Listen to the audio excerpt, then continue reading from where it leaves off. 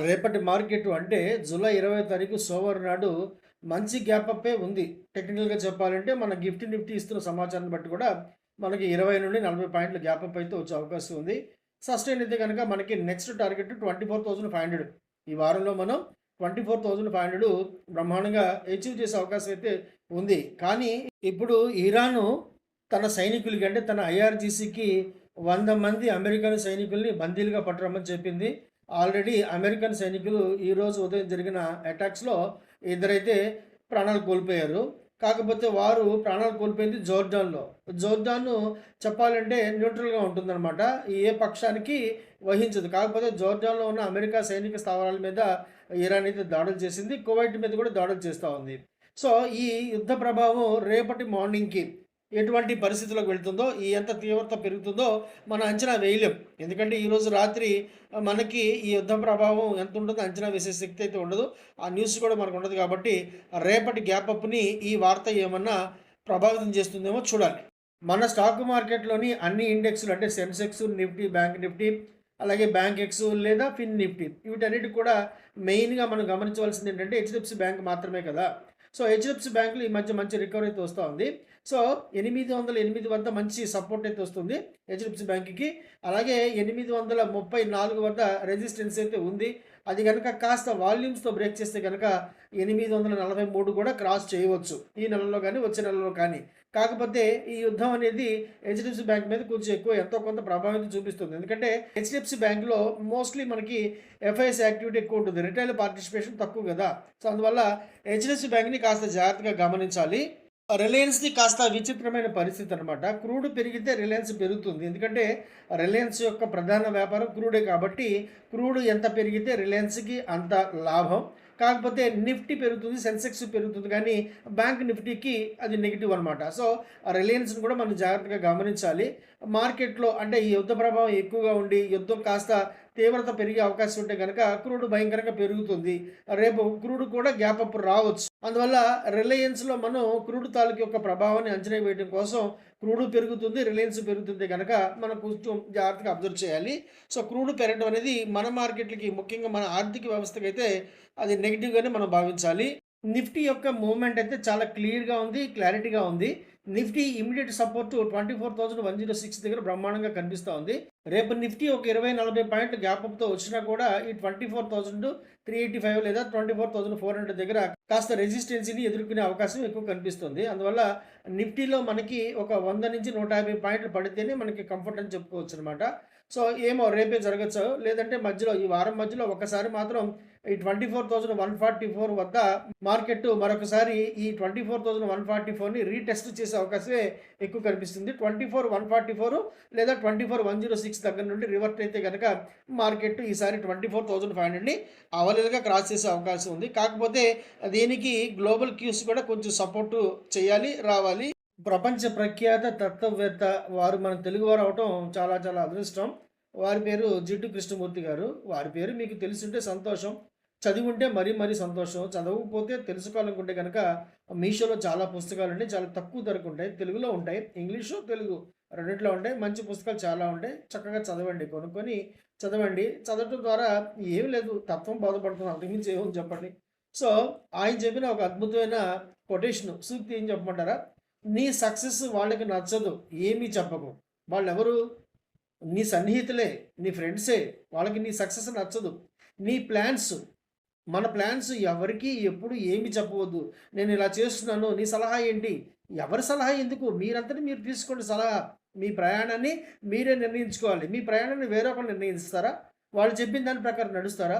అందరూ చాలామంది చూడండి తెలివిగల వాళ్ళు ఎవరు కూడా ఇతరుల సలహాలు తీసుకోరు. ఇతరుల సలహా తీసుకుంటే చాలా వరకు కూడా మనల్ని తప్పుదోవ పట్టించే సలహాలే ఎక్కువుంటాయి. మనం చాలా ప్రాణప్రదంగా ప్రేమించే స్నేహితుడు మన శత్రువు. అతను మన ఎదుగుదలను గానీ, మన ఆర్థికమైన పరిపుష్టిని గాని అతను ఇష్టపడడు. అతనికంటే ఎప్పుడు తక్కువ ఉండాలని చెప్పి భావిస్తారు. మన ఫ్రెండ్ సర్కిల్‌లో చాలామంది అదే విధమైన తత్వాన్ని కలిగి ఉంటారు. మనస్తత్వాన్ని కలిగి ఉంటారు. అందువల్ల నీ సక్సెస్ వాళ్ళకి నచ్చదు. ఏమి చెప్పకని చెప్పి ఆయన ఎప్పుడో 1970స్‌లో చెప్పాడు. 1970స్‌లో చెప్పారు కాబట్టి, అది ఇప్పటికీ, ఎప్పటికీ మానవాళి ఉన్నంత వరకు ఇదే విధమైన మెంటాలిటీ మనుషులందరూ కలిగి ఉంటారు. మనుషులకి ఉన్న సహజ లక్షణం ఏంటి? ఈర్ష్య, అసూయ, క్రోధం, ద్వేషం కదా! మిమ్మల్నిగా యాక్సెప్ట్ చేసేవాళ్ళు చాలా తక్కువ. అది కనుగొనడం కూడా చాలా కష్టం. అవునా కదా? మీ ప్రయాణం మీదే, మీ గమ్యం మీదే, మీ లక్ష్యం మీదే. ఒకసారి విజయం సాధించిన తర్వాత నేను ఈ విజయం సాధించానని చెప్పవలసిన అవసరమే లేదు. అది ఆటోమేటిక్‌గా వాళ్ళకి తెలుస్తుంది. అంతే మూర్ఛపోతారు.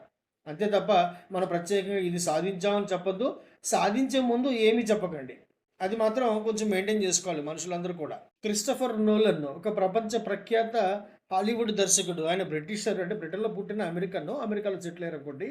క్రిస్టోఫర్ నోలన్ ఒక అద్భుతమైన వ్యక్తి. ఆయన గురించి తెలిస్తే ఆయన సినిమాలే చెప్తాయి. 'ది మెమెంటో' ఒకటి, 'ప్రెస్టీజ్' ఒకటి, లేదా 'ఇంటర్‌స్టెల్లార్' ఒకటి, లేదా 'ఇన్సెప్షన్' లేదా 'ఓపెన్ హైమర్'. ఇప్పుడు రీసెంట్‌గా 'ది ఒడిసీస్' తీశారు. ఇది ఒక గ్రీకు జానపదం అని చెప్పొచ్చనమాట. గ్రీక్ యొక్క జానపదం ఎపిక్. మనకి చిన్నప్పుడు మేమైతే చదివాము ఇంగ్లీష్‌లో నాన్ డీటెయిల్‌గా ఉండేదనమాట. అప్పట్లో మా ఇంగ్లీష్ మాస్టర్ గారు చెప్తూ ఏడ్చేశారాయన. ఇది చెప్తూ ఏడ్చేశారు. అప్పట్లో మనకి వయసు తక్కువ కదా! అంత అర్థం కాలేదు. చదివినా కూడా ఏదో చదవటం అయితే చదివాం గానీ ఏబీసీడీలు కలుపుకొని దానిలో ఉన్న యాక్చువల్ ఫీలింగ్ భావం అర్థం అవ్వలేదు. ఆ తర్వాత వయసొచ్చిన తర్వాత బాగా చదవటం ద్వారా అందులో ఉన్న ఫీలింగు, దాంట్లో ఉన్న డెప్త్ అర్థమైంది. ఒక సమయం ఒక మనిషి జీవితంలో ఒక 20 సంవత్సరాల జీవితకాలం అసలు వేస్ట్ అయిపోయిందంటే ఎంత బాధాకరం. నవలల సినిమాలన్నీ కూడా టైమ్‌తో ముడిపట్టి ఉంటాయి. ప్రతి సినిమాలో టైము అండర్ అండర్‌లీన్‌గా ఉంటుందనమాట. అంటే బ్యాక్‌గ్రౌండ్‌లో మీకు టైం నడుస్తా ఉంటుంది. టైము యొక్క వాల్యూ చెప్తాడాయన. 'ఇన్సెప్షన్' అయినా, 'ఇంటర్‌స్టెల్లార్' అయినా, 'ఓపెన్ హైమర్' అయినా, 'ప్రెస్టీజ్' అయినా ఏదైనా కూడా. ఈ సినిమాలో ఏకంగా ఈ 'ఒడిసియస్' ఏదైతే మన హీరో గారు ఉంటారో ఆయన కేవలం తన పొరుగున ఉన్న ఒక శత్రు రాజ్యాన్ని జయించడం కోసం భారీ సైన్యంతో వెళ్ళి ఒంటరిగా తిరిగొస్తాడు. ఈ ప్రయాణ కాలంలో తన మొత్తం సహచరులందరిని కోల్పోతాడు. అయినా కూడా ఒక ధైర్యం, ఒక నమ్మకంతో తన రీచ్ ఏదైతే మళ్ళీ తన గృహాన్ని, తన ఇంటిని చేరుకుంటాడు. కాకపోతే ఆ 20 సంవత్సరాల కాలాన్ని అతను జీవితంలో వేస్ట్ చేసుకుంటాడు. ఇదొక మహాకావ్యం. గ్రీకుల యొక్క మహాకావ్యం అనమాట. ఒక ఎపిక్. మన మహాభారతం, అలాగే రామాయణం 2 కలిసుంటాయి. కౌరవుల సభ ఉంటుంది, ద్రౌపది వస్త్రాభరణం ఉంటుంది, దుర్యోధనుడు ఉంటాడు, అలాగే సీతమ్మ వారి వనవాసం కూడా ఉంటుంది. ఇవన్నీ కలగలిపి ఉంటాయి. సముద్ర రాక్షసులు, భారీ కాయలు, మరీచకులు, అలాగే మన గరుడ పక్షి, ఇవన్నీ అన్నీ ఉంటాయి. మన కావ్యాలతో సరిసమానంగా ఉంటుంది. కాకపోతే అది గ్రీకుల యొక్క ఎపిక్ కాబట్టి మీకు దాని మీద కంటిన్యూగా, అంటే ఏదన్నా ఒక మంచి అభిప్రాయం కానీ లేదా పరిపూర్ణంగా తెలిసుంటేనే చూడండి. లేకపోతే బోర్ కొట్టే అవకాశం కూడా ఉంటుంది. సినిమాని ఇష్టపడితేనే మనం ఎంజాయ్ చేయగలం. లేకపోతే అది నార్మల్ ఇంగ్లీష్ సినిమా అనుకుంటే మీరు చూసే ప్రయత్నం చేయకండి. కాకపోతే ఇదొక మహాకావ్యం. ఒక అద్భుతమైన కావ్యం. బ్రహ్మాండంగా చూశాను. ఇంకా చూస్తాను. 2, 3 సార్లు ఖచ్చితంగా చూస్తాను. ఎందుకంటే నాకు ఒక్కసారి చూస్తే అది తనివి తీరదు. మిమ్మల్ని ఖచ్చితంగా సినిమా చూడమని చెప్తున్నాను. నచ్చితేనే చూడండి, లేకపోతే లేదు. అది మీ ఇష్టం. తెలిస్తేనే చూడండి. ఇది important. Okay. Back to the business and back to the main point. రేపైతే మార్కెట్ మంచి గ్యాప్ అప్‌తో రావచ్చు. సస్టైన్ అయితే గనక రేపు మనకి మంచి మొమెంటంకు వెళ్ళే అవకాశం కూడా ఉంది. కాకపోతే అట్ ప్రెజెంటు ఈ ఇరాన్ చేస్తున్న దాడులు, జోర్డాన్ మీద, కువైట్ మీద చేస్తున్న దాడులు కొంచెం మార్కెట్‌ని కంగారు పెట్టే అవకాశం ఉంది. క్రూడ్ అయితే మంచి గ్యాప్ అప్ రావచ్చు. కాకపోతే మార్కెట్‌లో ప్రతిరోజు కూడా ఇది రొటీన్ వ్యవహారం అయిపోయింది కాబట్టి దీన్ని పక్కకు పెట్టి మార్కెట్ ముందుకు వెళ్ళే అవకాశం కూడా ఉంది. ఈ వారంలో మార్కెట్ 24,500 నిఫ్టీ టచ్ చేసే అవకాశం ఉంది. ఒకవేళ పడితే కనుక 24,106 దగ్గర మంచి సపోర్ట్ వచ్చే అవకాశం ఉంది. ఎందుకంటే నేను నిఫ్టీని మోస్ట్‌లీ ట్రాక్ చేస్తాను. సో సెన్సెక్స్ గురించి ఇక్కడ ఏం చెప్పట్లేదు. సో ఇండివిడ్యువల్ స్టాక్స్ గురించి కూడా ఎక్కడ నేను డిస్కస్ చేయలేదు. కాకపోతే హెచ్‌డిఎఫ్‌సి బ్యాంకు, రిలయన్స్ గురించి కాస్త టెక్నికల్‌గా నాకు తెలిసిన సమాచారాన్ని మీకు అందించే ప్రయత్నం మాత్రమే చేశాను. సో ఇది ఖచ్చితంగా జరుగుతుందని కాదు. ఇది కేవలం నా వ్యక్తిగత అభిప్రాయం. నాకున్న అవగాహన మేరకు నేను మీకు చెప్పే ప్రయత్నం మాత్రమే. కాబట్టి ఈ వీడియో చూసి రేపు గ్యాప్ అప్ అని చెప్పి కాల్స్ లేదా పుట్లు కొని నష్టపోతే గనక నాకు ప్రత్యేకంగా ఎటువంటి బాధ్యత లేదు. I am not liable. Okay. So ఈ విషయాన్ని అర్థం చేసుకొని ఈ వీడియో చూడండి. ఈ వీడియో నచ్చితే గనక తప్పకుండా లైక్ చేయండి, షేర్ చేయండి. రెగ్యులర్‌గా మంచి కంటెంట్ పొందాలంటే మర్చిపోకుండా మన ఈ యూట్యూబ్ ఛానల్ సబ్స్క్రైబ్ చేసుకోండి. నోటిఫికేషన్ ఆన్‌లో పెట్టుకోండి ఫ్రెండ్స్. వీడియో చూసినందుకు thank you very much. Thank you. Friends, నేను సెబీ రిజిస్టర్డ్ కాదు. నాకున్న బ్యాంకింగ్ ఎక్స్పీరియన్స్ ఎగ్జాక్ట్‌గా 25 years in a public sector bank as a senior manager. అలాగే నాకున్న stock market experience more than 35 years ఇప్పుడు. ఈ ఎక్స్పీరియన్స్‌లో నేను పడిన అనేకమైన కష్టాల నుండి, నష్టాల నుండి నేర్చుకున్న గుణపాఠాల ద్వారా నాకు నేనుగా స్వంతంగా డెవలప్ చేసుకున్న అనేకమైన టెక్నికల్స్ ద్వారా నేను మీకు ఎడ్యుకేషన్ మరియు లెర్నింగ్ పర్పస్‌లో నేర్పించే ప్రయత్నం మాత్రమే చేస్తున్నాను. నా స్టాక్ మార్కెట్ యొక్క ప్రయాణాన్ని, అనుభవాన్ని నేను మీతో పంచుకునే ప్రయత్నం మాత్రమే చేస్తున్నాను. స్టాక్ మార్కెట్‌లో మీరు ఇన్వెస్ట్ చేసే ప్రతి రూపాయికి కూడా ఎంతో కొంత నష్ట భయం అయితే ఉంటుంది ప్రపోర్షనేట్‌గా. అది ఈక్విటీస్ కావచ్చు, డెరివేటివ్స్ కావచ్చు. అందువల్ల ఆప్షన్స్ ట్రేడింగ్ చేసేవాళ్ళు ఖచ్చితంగా ట్రైనింగ్ అయితే తీసుకోవాల్సి ఉంటుంది.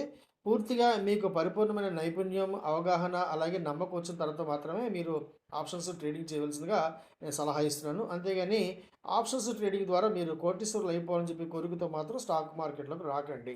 ఎందుకంటే స్టాక్ మార్కెట్‌లో ముఖ్యంగా డెరివేటివ్స్‌లో స్టాక్ ఆప్షన్స్ కావచ్చు, లేదా ఇంట్రాడే నిఫ్టీ, సెన్సెక్స్ లేదా ఇతరత్రా ఇండెక్స్ ఆప్షన్స్ కావచ్చు. ఇవన్నీ కూడా 100% రిస్క్‌నైతే కలిగి ఉంటాయి. ఇవన్నీ గమనించిన తర్వాత మాత్రమే మీరు ట్రేడింగ్ ప్రారంభించండి. ముఖ్యంగా ట్రైనింగ్ మీద బాగా దృష్టి పెట్టండి. అలాగే నన్ను కాంటాక్ట్ చేయాలంటే ఈ టెలిగ్రామ్ ఛానల్ యొక్క లింక్ ద్వారా సంప్రదించి వివరాలు పొందవచ్చు. వీడియో నచ్చితే గనుక తప్పకుండా లైక్ చేయండి, షేర్ చేయండి. అలాగే మర్చిపోకుండా సబ్స్క్రైబ్ చేసుకొని నోటిఫికేషన్ ఆన్‌లో పెట్టుకోండి ఫ్రెండ్స్. వీడియో చూసినందుకు thank you very much. Thank you.